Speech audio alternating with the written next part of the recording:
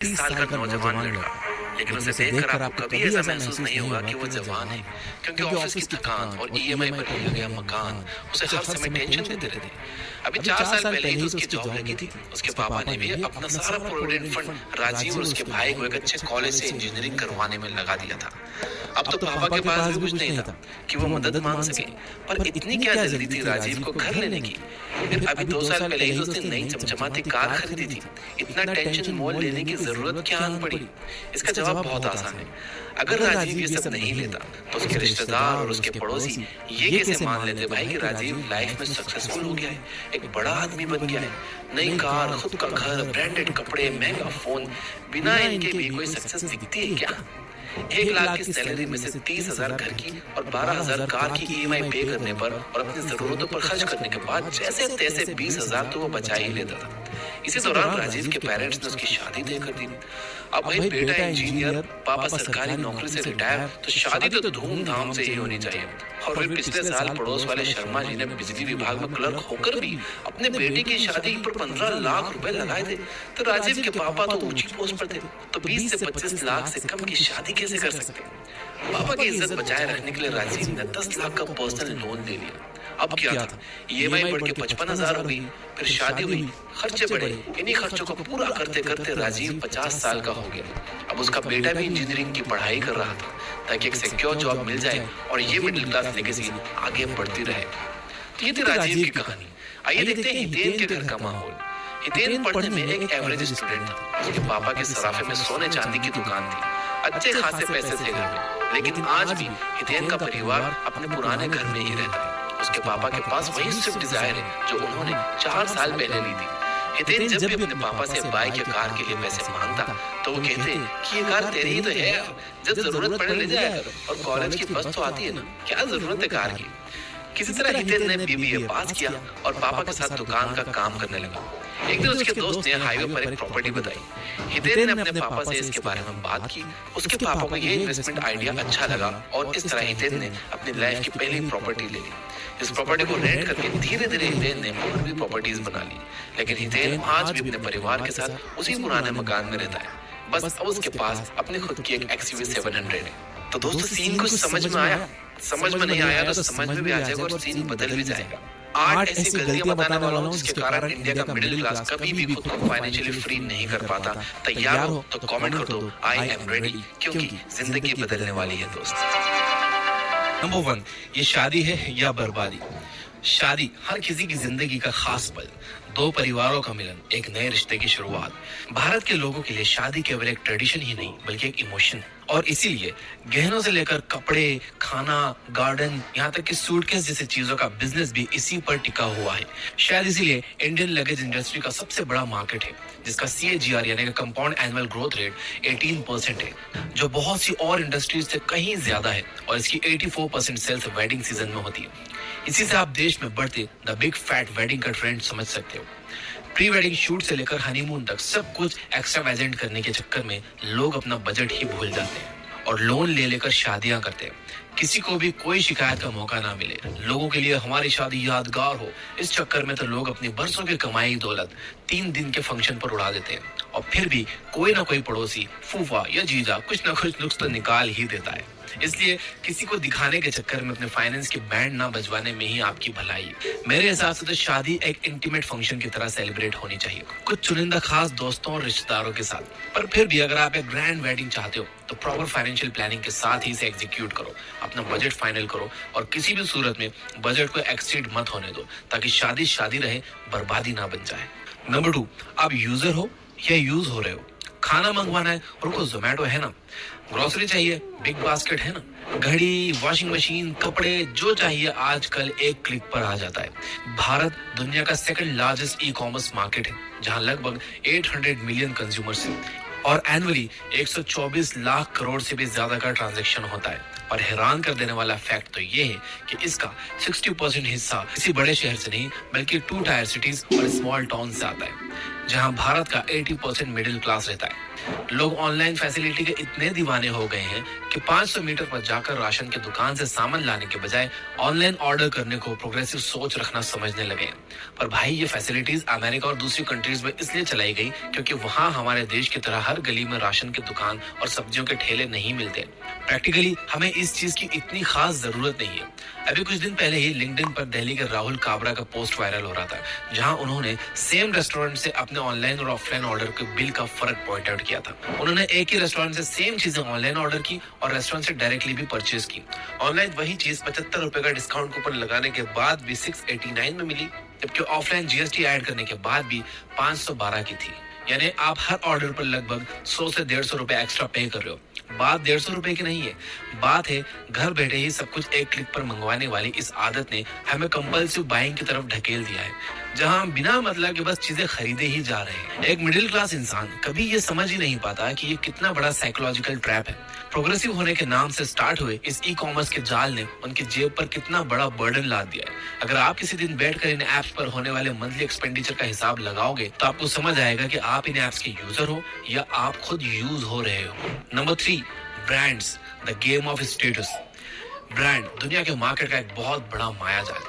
Brand यानी वो लोगो जो 1000 रुपए की जीन्स को 4000, 6000, यहाँ तक कि 10,000 का बना देता है। जितना बड़ा ब्रांड उतना बड़ा उससे पहनने वाले का रुतबा। यही कारण है कि लोग ब्रांड्स के पीछे दीवाने हैं। ये सारा मायाजाल फिल्म इंडस्ट्री का बुना हुआ है, जिससे जुड़ी सेलिब्रिटीज आपको हमेशा टॉप ब्रांड्स का स्टफ यूज करते मिलेंगे। लेकिन सच तो ये है कि उनकी लाइफस्टाइल ही ऐसी है, उन्हें इसी शो ऑफ के पैसे मिलते हैं। लेकिन अगर मार्क जुकरबर्ग को ले लो या बराक ओबामा या स्टीव जॉब्स या बिल गेट्स, किसी को भी कभी आपको इनके कपड़ों पर बड़ा बड़ा ब्रांड का नाम लिखा हुआ नहीं दिखेगा, जैसे कि आमतौर पर मिडिल क्लास के ब्रांडेड कपड़ों में होता है। स्टीव जॉब्स तो अपने 90% इंटरव्यूज में आपको ब्लू टर्टलनेक और जीन्स में ही दिखेंगे।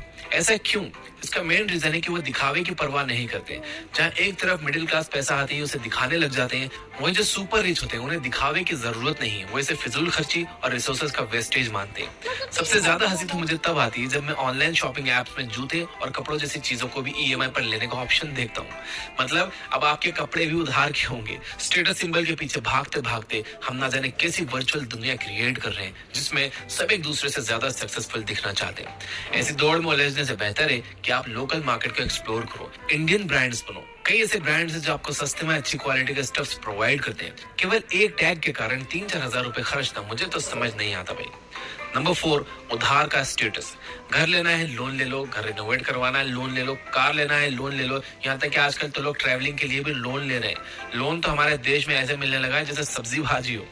टाइम्स ऑफ इंडिया की एक रिपोर्ट के मुताबिक हमारे देश में करीबन 67% लोग अपनी ख्वाहिशें पूरी करने के लिए पर्सनल लोन ले रहे हैं। इसमें से 74% लोग मिडिल क्लास सैलरीड बैकग्राउंड से आते हैं। ये सिनेरियो शायद आपको सुनने में एकदम नॉर्मल लगे, लेकिन इसी तरह की छोटी छोटी चीजों पर लोन लेना और 10 से 11% का इंटरेस्ट भरना धीरे धीरे आपकी जेब खाली कर रहा है। आइए एक एग्जांपल से देखते हैं। मान लो कि आपने किसी भी रीजन से 1 लाख का पर्सनल लोन लिया 2 साल के लिए, तो राइट नाउ 10.65% का जो इंटरेस्ट रेट चल रहा है उसके हिसाब से आपके लगभग 5,000 की ईएमआई बनेगी। जो आपको टोटल अमाउंट पे करना होगा वो होगा 1,20,000। अभी आपको इसमें कोई प्रॉब्लम नहीं लग रही होगी, लेकिन अब सुनो। वहीं अगर आप इस 5,000 को जैसे आप ईएमआई के तौर पर दे रहे हो उसकी एसआईपी करोगे केवल 2 ही साल के लिए, तो आपकी सेविंग हो जाएगी 1,36,000। वो भी अगर सिर्फ 12% एक्सपेक्टेड रिटर्न को मानो। यानी जिस पैसों का आपने केवल स्टेटस दिखाने के लिए वेस्ट कर दिया, उससे आप उससे ज्यादा पैसे बना लेते हैं। इससे एक और पते की बात समझ आती है कि अगर आपका कोई सपना है, कोई बकेट लिस्ट है, तो आप 2 साल के लिए लोन लेने के बजाय 2 साल के लिए इस तरह की छोटी छोटी एसआईपी कर सकते हो। फिर इन पैसों से आप अपना वो सपना पूरा कर लो, वो भी बिना बर्डन के। नंबर 5, पढ़ाई की लड़ाई। मेरा बेटा बड़ा होकर इंजीनियर बनेगा। हर घर के चिराग का इंडियन मिडिल क्लास में कुछ इसी तरह स्वागत होता है। अपने बच्चों को डॉक्टर इंजीनियर बनाने की दौड़ में लोग इतने पागल हैं कि जमीन जायदाद बेचकर भी अच्छे स्कूल, अच्छी कोचिंग, फिर अच्छे कॉलेज में पढ़ाने से पीछे नहीं हटते। इसमें कोई बुराई नहीं है, लेकिन डॉक्टर इंजीनियर के सपने पर लाखों खर्च करने से पहले हर पेरेंट्स को यह जरूर इंश्योर कर लेना चाहिए कि ये सपना उनके बच्चों का भी है या फिर वो अपना ही सपना उस पर थोप रहे हैं। साल 2022-23 में नीट के लिए लगभग 19 लाख बच्चे अपीयर हुए थे। वहीं आईआईटी में 10 लाख और सिविल सर्विसेज यानी यूपीएससी में 11,35,000, यानी कुल मिलाकर करीब 40 लाख। इनमें से केवल 10% ही सक्सेसफुल होते हैं। पर इसका मतलब ये नहीं है कि किसी को इन एग्जाम्स के लिए ट्राई ही नहीं करना चाहिए। पर किसी भी पाथ को चूज करने से पहले आपको अपने बच्चे भविष्य का इंटरेस्ट, स्किल्स और अपना मॉनेटरी स्टेटस भी देख लेना चाहिए। अगर आप डॉक्टर, इंजीनियर या IAS IPS ऑफिसर इसलिए बनना चाहते हो क्योंकि आपको सच में वो पोस्ट, वो फील्ड पसंद है तो ठीक है, लेकिन अगर आप उसे प्रोफेशनल एंगल यानी पैसे कमाने के जरिए से देखते हो तो और भी कई रास्ते हैं भाई पैसे कमाने के, जहां आप इनसे ज्यादा पैसे कमा सकते हो। यूपी में 10वीं और 12वीं पास लोगों के लिए क्लर्क लेवल की जॉब निकली थी, पर उसमें लगभग 3700 PhD होल्डर्स ने फॉर्म भरा। यानी आप सोच सकते हो कि हमारे फॉर्मल एजुकेशन की वैल्यू क्या है। आपकी स्किल्स और कामयाबी एक कागज की डिग्री की मोहताज नहीं। अगर आप कुछ सीखना चाहते हो तो बिना कॉलेज से हाई फाई डिग्री लिए खुद से बुक रीडिंग से भी सीख सकते हो, पॉडकास्ट से सीख सकते हो, लोगों से सीख सकते हो, कोर्सेज से सीख सकते हो। इसे कहते हैं सेल्फ एजुकेशन, और इसमें आपकी मदद करेगा ये बुक ऐप, जहां पर आप हजारों बुक समरीज को पढ़कर उनके वैल्यूएबल लेसन सीख सकते हो, वो भी अपनी लैंग्वेज हिंदी में। द मिंट में छपे एक आर्टिकल के अकॉर्डिंग एक एवरेज फैमिली अपने बच्चे के एजुकेशन पर लगभग 15 से 50 लाख रुपए खर्च करती है, जो कि उसकी लाइफ में सबसे बड़े खर्चों में से एक होता है। थोड़े और अच्छी सैलरी वालों को देखें तो ये खर्चा 1 करोड़ तक भी जाता है। लेकिन सवाल ये उठता है कि क्या ये खर्चा उतनी वैल्यू और स्किल प्रोवाइड करता है? शायद नहीं। इसलिए सभी स्टूडेंट्स और पेरेंट्स से मेरी यही रिक्वेस्ट है कि शर्मा जी के बेटे को देखकर अपने बेटे का फ्यूचर मत डिसाइड करो, आप वो करो जो सच में उसके लिए अच्छा है। नंबर 6, कार या बेकार। मकान, शादी और एजुकेशन के बाद सबसे बड़ी लायबिलिटी जिसकी बेड़ियों में मिडिल क्लास खुद को बिना वजह जकड़ लेता है वो है कार। लास्ट ईयर गाड़ियों की सेल में 8.2% का इजाफा हुआ और रिकॉर्ड 4 मिलियन यानी कि 40 लाख गाड़ियां बिकी। बढ़ते पेट्रोल के दाम और बढ़ती कार सेल इस बात की ओर साफ इशारा करती है कि कैसे मिडिल क्लास बिना कैलकुलेशन के फाइनेंशियल डिसीजन ले लेते हैं और खुद को गरीबी की ओर धकेलते रहते हैं। मैं आपको ये नहीं बताने वाला कि कैसे कार आपको कैब रेंट करने से महंगी पड़ सकती है, क्योंकि वो कैलकुलेशन तो आपको बड़ी आसानी से इंटरनेट पर मिल जाएगा। लेकिन हम डिस्कस करेंगे कि कब कार लेने में समझदारी है और कब नहीं। सबसे पहला पॉइंट कि आपका डेली एवरेज ट्रैवल कितना है। अगर वो 30 किलोमीटर से कम है तो डेफिनेटली आपके लिए कैब ही बेस्ट रहेगी और काफी सस्ती भी पड़ेगी। वहीं अगर आपकी एवरेज ट्रैवल इससे ज्यादा है तो आपका कार लेना तो बनता है, लेकिन कौन सी? वही जिसे आप अफोर्ड कर सको। आप कार को केवल उसके एक्चुअल ऑन रोड प्राइस को देखकर मत लो, उसका एनुअल मेंटेनेंस कॉस्ट, इंश्योरेंस, ये सब कंसीडर करो। साथ ही ये भी इंश्योर करो कि आपके पास पार्किंग स्पेस कितनी है। अगर आपको और बजट फ्रेंडली होना है तो यूज्ड कार के ऑप्शंस भी चेक कर सकते हो।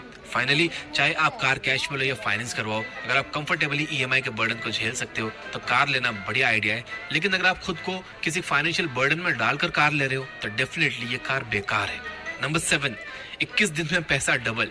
मिडिल क्लास YouTube वीडियोस में शायद सबसे ज्यादा इस्तेमाल होने वाले शब्दों में से है। मिडिल क्लास दुनिया के 80% प्रोडक्ट या सर्विसेज बेचने वाले बिजनेसेस का 80% कंज्यूमर है। चाहे टूथपेस्ट हो या कार या घर बैठे पैसा कमाने वालों की स्कीम्स, सभी लोग इन्हीं पर टारगेट करते हैं। क्यों? क्योंकि हम इंस्टेंट ग्रेटिफिकेशन में विश्वास करते हैं। हमें हर चीज बस जल्दी से जल्दी चाहिए। इंडिया में YouTube पर सबसे ट्रेंडिंग वीडियोस होते हैं, एक दिन में 1 लाख कैसे कमाएं, घर बैठे 50,000 कमाने का तरीका। इंटरनेट ऐसी स्कीम्स और तरीकों से भरा पड़ा है और यंगस्टर जिन्हें फटाफट बस अपने दोस्तों के जैसा आईफोन चाहिए, ब्रांडेड कपड़े और महंगी गाड़ियां चाहिए, वो इन स्कीम्स के झांसे में फंस जाते हैं। RBI के अकॉर्डिंग साल 2023 में लगभग 3,500 करोड़ के फाइनेंशियल स्कैम्स रिकॉर्ड हुए, जिनमें investment scam, part time job scam, QR code scam जैसी कई चीजें शामिल है। क्यों कोई भी हमें इतनी आसानी से बेवकूफ बना जाता है और हम हंसते हंसते उसे अपनी मेहनत की कमाई थमा देते हैं। जितनी मेहनत हम इन कंप्लेंट्स को रजिस्टर करने और ऐसे फ्रॉड्स को सजा दिलाने में करते हैं, उससे आधी मेहनत लगती है चीजों को समझकर इन्वेस्ट करने में। जब भी कोई आपको पैसा कमाने का आसान तरीका बताए तो आप अलर्ट हो जाओ, इसे रेड फ्लैग समझकर अपने सेंसेस का इस्तेमाल करो। बिना सोचे समझे कहीं कोई ट्रांजेक्शन मत करो, ना बैटिंग एप्स में, ना इंट्राडे ट्रेडिंग में, ना MLM स्कीम्स में और ना ही किसी जॉब दिलवाने वाली स्कीम में, क्योंकि हर चीज जो कम समय में ज्यादा पैसे दिलाने का वादा करती है वो एक तरह से जुआ ही है। और मैंने आज तक किसी को भी जुआ खेलकर अमीर बनते नहीं देखा। इस बात पर लाइक तो बनता है तो लाइक कर दो फटाफट। नंबर 8, पहले स्पेंडिंग फिर इन्वेस्टिंग। अक्सर आपने फिलोसोफर्स को ये कहते हुए सुना है कि rich is becoming rich and poor is becoming poor, लेकिन ये कोई नहीं बताता कि ऐसा क्यों है। सभी लोग दुनिया को आधा सच परोसकर सनसनी और नफरत पैदा करवाते हैं। अमीर गरीब से नफरत करने लगता है और गरीब अमीरों को चोर समझने लगते हैं। हमारी मेंटालिटी इतनी बायस्ड हो गई है कि हम किसी अमीर को देखकर यही सोचते हैं कि इसने कुछ गलत काम करके ही पैसा बनाया होगा, जबकि सिक्के का दूसरा पहलू यह है कि rich is becoming rich by spending like a poor and investing like a greedy, while poor is becoming more poor by spending to look like rich and investing nothing at all. यानी हम middle class बस अमीर दिखने के लिए खर्चा करते हैं और अमीर लोग अमीर होने के लिए इन्वेस्ट करते हैं। मेरा एक फ्रेंड था, काफी अमीर, उसके पापा सक्सेसफुल बिजनेसमैन थे। वो हमेशा कहते थे कि जब तुम 90 रुपए इन्वेस्ट कर लो तो 10 रुपए अपने डिजायर्स पर खर्च करना। पर हम क्या करते हैं, 90 रुपए खर्च करने के बाद 10 रुपए बच गए तो इन्वेस्ट करने की सोचते हैं। यही सबसे बड़ी प्रॉब्लम है मिडिल क्लास की। हमारे लिए इन्वेस्टमेंट एक ऑप्शन है और अमीरों के लिए नीड। इसी इन्वेस्टमेंट का फल उन्हें पीढ़ी दर पीढ़ी मिलता जाता है और मिडिल क्लास बस खुद को एक वर्चुअल सक्सेस की दुनिया में उलझा कर रखते हैं और अमीर दिखने की चाह में गरीब होने की राह पर निकल पड़ते हैं। और अब एक प्रो टिप, जब भी आपका कुछ खरीदने का मन चाहे, चाहे वो ब्रांडेड जीन्स हो या लेटेस्ट आईफोन या फिर कार या घर, इन 2 रूल्स को फॉलो जरूर करना। Number 1, the 24 hour rule. जो भी खरीदने के लिए आपका मन आपको कह रहा है तो बस खरीदने से पहले 24 घंटे यानी 1 दिन रुको। सबसे पहले उस चीज के वो 5 काम लिखो जो आप उससे कर सकते हो। फिर दूसरे कॉलम में उन कामों को क्या आप किसी और तरीके से पूरा कर सकते हो, उन ऑप्शंस को लिखो। एनालाइज करो, अगर फिर भी आपको लगता है कि लेना ही पड़ेगा, फिर जाओ बेझिझक ले लो। इस रूल को फॉलो करने के बाद आप अपने कंपल्सिव बाइंग को 70% तक कम कर सकते हो। Number 2, the 2x rule. ये रूल इंस्टेंट शॉपिंग और फिजूल खर्ची कम करने में बहुत हेल्पफुल है। आपको कुछ भी लेते समय बस इतना याद रखना है कि जो भी आप चीज ले रहे हो, क्या आप उसे 2 बार लेना अफोर्ड कर सकते हो। यानी अगर आप 1 लाख का आईफोन ले रहे हो तो आपके पास 2 लाख बिना चेहरे पर शिकन आए खर्च करने की हैसियत होनी चाहिए। ईएमआई पर लिया तो क्या लिया। तो कुल मिलाकर बात इतनी सी है कि आज जो मन में है वो कर लेते हैं, कल किसने देखा। ये लाइन केवल मिडिल क्लास को उलझाए रखने के लिए बनाई गई है ताकि मिडिल क्लास इमोशनल होकर अपनी औकात से ज्यादा खर्च करता रहे और लोन देने वालों की और पैसा डबल करने वालों की दुकानें चलती रहें। लेकिन ये फैसला आपको लेना है कि आप क्या चाहते हो। आज के ऐशो आराम के चक्कर में जिंदगी भर खुद को मिडिल क्लास की बेड़ियों में जकड़े रखना चाहते हो, या आज थोड़ी सी सूझबूझ से फाइनेंशियल इंडिपेंडेंस पाना चाहते हो।